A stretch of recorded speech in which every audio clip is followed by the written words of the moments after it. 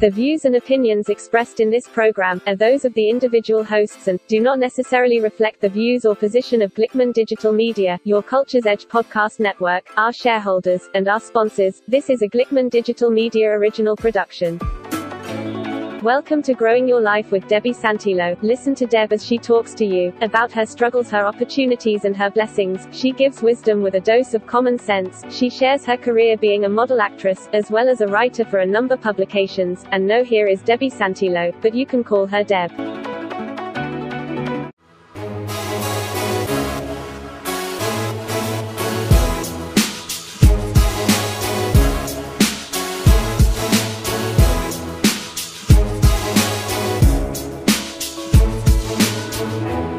This is Deb Santillo, and I'm coming here to talk to you in this podcast today about, just several different things that I'm kind of thinking about today.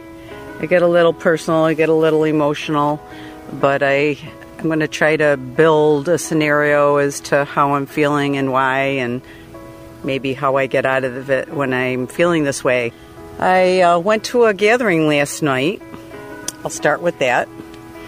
Friend of mine that lives in North Carolina. I went down there for her 60th birthday, and we had a party, and I helped her cook since I am partially a chef, and we had a great time. Well, they had previously planned a boating trip up here in upstate New York where we live, and so they came up with their daughter, and they have another two daughters between the two of them, a third actually, but she couldn't come, but another two daughters that live here in my town, and they got together at a local nice restaurant outside on a patio with beautiful burning fireplaces and lots of great seating and very nice appetizer and cocktail menu, and we all got together. There's probably about 15, 16 of us, maybe. It was a lovely evening. But as everyone was catching up, because some of my friends' girlfriends I haven't seen or I don't get to see all the time, or there's just passerby comments on social media. You don't really, catch up with a person. They wanted to know what I've been doing. And I let them know, I've been going to go-see now and then for print work, and I was filmed for a commercial recently in Buffalo, which, I haven't seen it yet. Nothing's been released that I've seen yet. Went to a casting call in Syracuse for a movie that's actually going to be filmed in that area. Was very excited and got there early and was able to read. They just had me read. I didn't know if they had, anything available. Got my notice that I was accepted at least into the casting company. It'll be a good experience. I do have a very good background and understanding of what's going to be going on. I know I'm going to just be another person. I'm going to show up like they asked me to show up in my hair and makeup and wardrobe, and I'm going to show up on time and where they tell me to show up, and be grateful that I get to experience something really cool like that. I mean, think about it.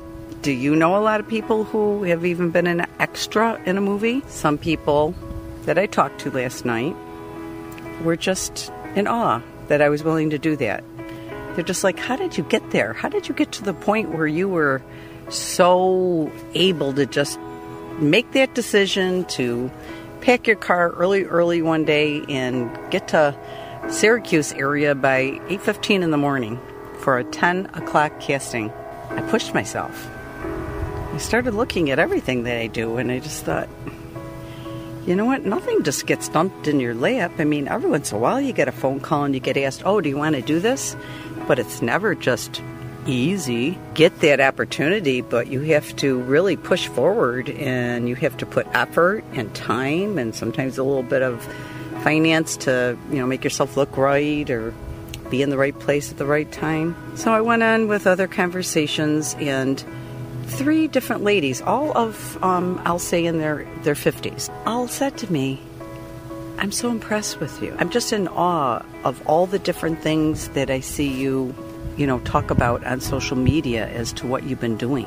the casting calls, going to a movie, taking beautiful pictures of my very pretty flowers in my gardens and vegetables and herbs and fruits. And there's other things that I'm doing too. There's runway walking and involvement in organizations where, I'm volunteering to try to make some money for helping animals.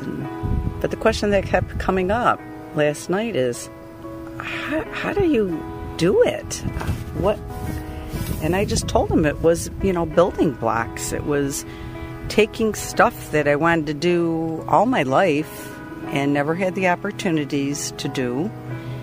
And I kind of used a pattern that I very much understood after several years when I was serving and volunteering lots and lots of years, over 20, 22 years at my local church, being in charge of a ministry, being in choir, being in plays, helping out with ladies' retreats, writing skits, directing. And I recognized the fact pretty early on in those years that I was obedient to one thing as far as what my very soul, my passion, my inner self was telling me to be involved with, which started off with the cooking. Knew I had a talent and gifts to give, and everyone knows that people like to eat, and they were looking in our church at the time for somebody to help them do meals and be in charge of people to help prep them and serve them and clean up. Since I had done that through my own private catering service and through restaurants that I worked in the past, it was really a no-brainer that, hey, this is a gift and a talent that I've been giving that I should share with community. It may have been sometimes just for our church community, but we did have some open events where the public was very much invited in. So I did actually share my gifts and talents with our actual public community. I also flipped hamburgers and hot dogs at our community sports park, which people from all over the state would come with their sports teams and come to our food shack. Volunteered my time. Through the years, being in plays and choir and cooking, I always brought my children along. They got involved in the plays and they had their own sports and their own musical lessons, and I took care of it all. So I'm kind of been built for multitasking. I handled everything. The house, the pets, the kids, the school, the homework, the Bible lessons, the doctor visits early in the morning when the kids couldn't sleep all night, being sick. I handled it all.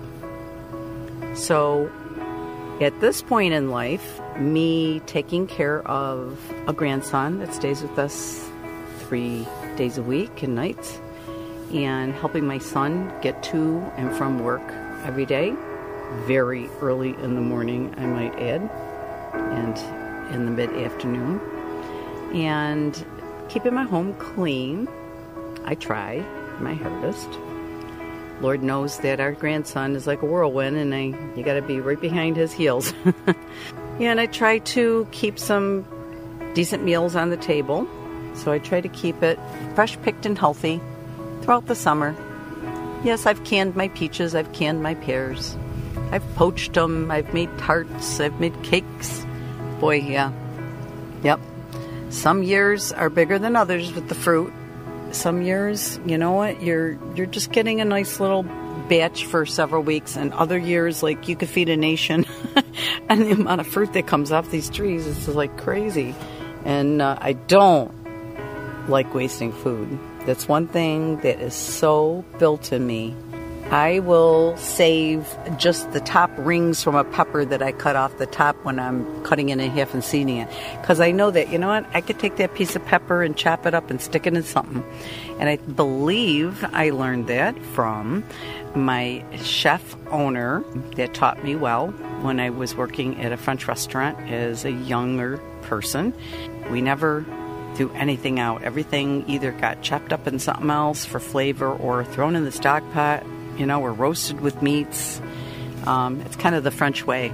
You don't waste anything. Talking to these women last night was kind of eye-opening, and I kind of wanted to stay away from sounding proud or prideful. And I just try to give him my heart. I just told him, well, you know what? I very much built from doing one thing and a door would open. And I would do that diligently and faithfully and well and really passionately. And it wouldn't necessarily be easy. And another door would open.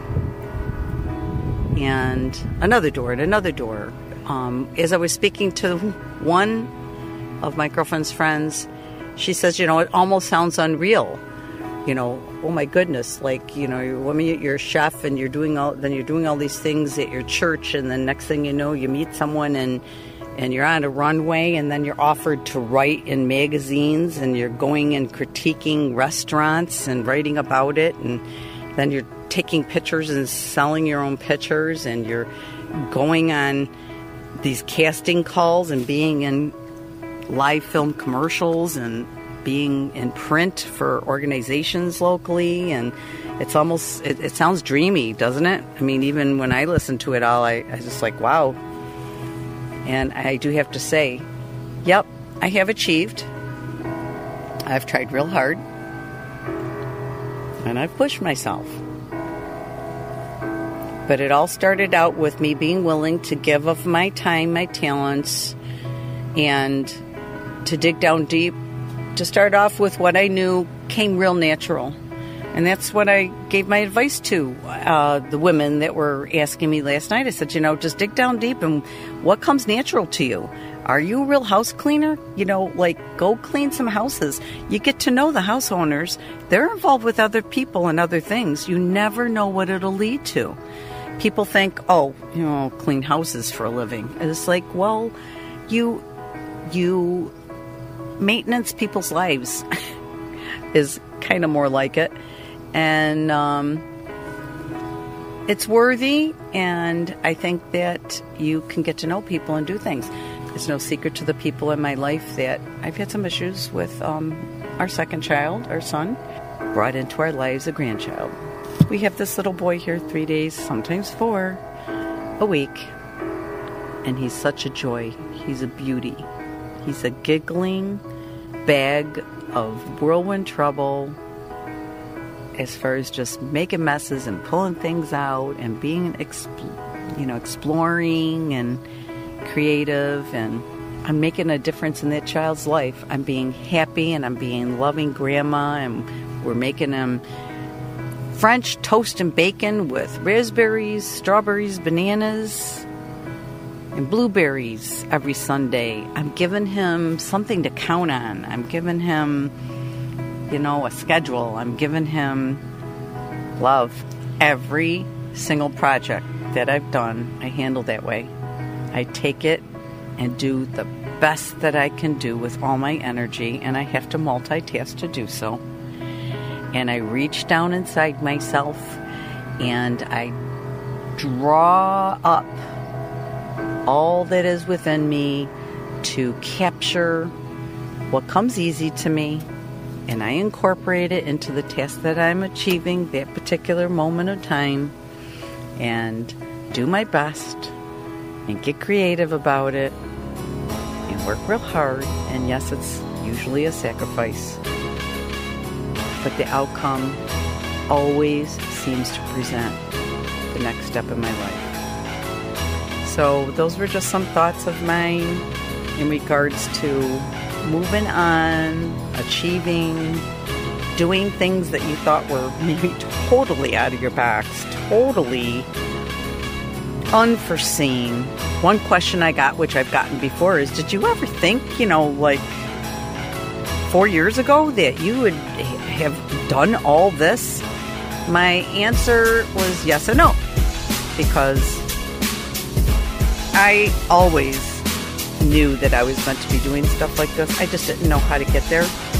But I just kind of let go, and like I said, did walk through an open door one at a time, did my best, and there you go. I got the chance to walk through another. So you have a great day, and I hope that the next time a door opens, you have the guts and the energy and the wherewithal to to walk through and see what happens. Have a great day. This is Deb Santillo.